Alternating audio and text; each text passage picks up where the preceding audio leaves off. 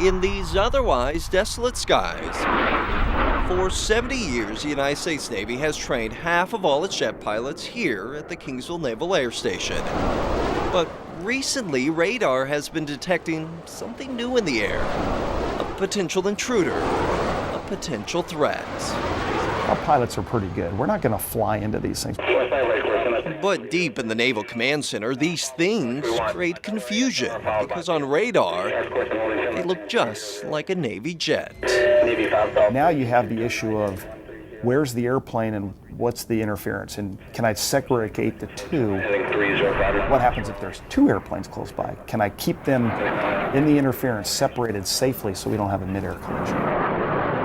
It turns out what the radar is actually detecting are these wind turbines. There are 164 of them within a 25-mile radius of the Naval Air Station, with plans for 1,400 more.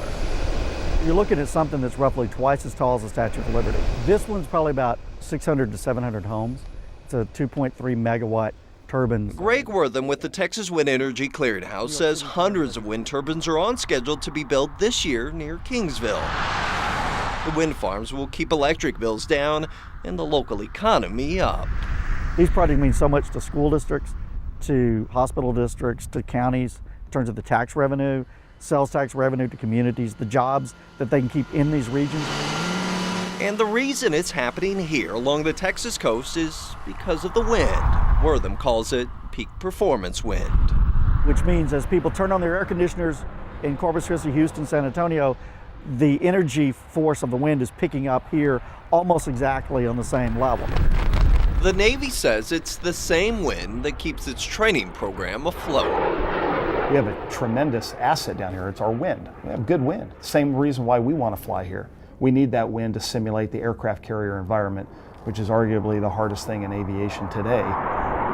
Captain Mark McLaughlin says his base is willing to work with wind farm developers. The Navy is already working on new radar technology and is studying wind turbine formations in hopes of finding ways to mitigate the problem.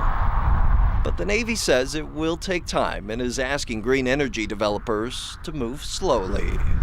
We really need to work with these developers, and we are, to let them get what they need, the wind, without impacting our missions down here. But developers say with shipments of wind turbine parts coming in daily, now is the time to capitalize, especially with the uncertain future of federal subsidies. All of South Texas and the coast need this energy. The Navy says there's enough room for both in the Texas skies, but the radar technology needed now has yet to take flight. And until it does, the Navy will do whatever it takes to protect its mission.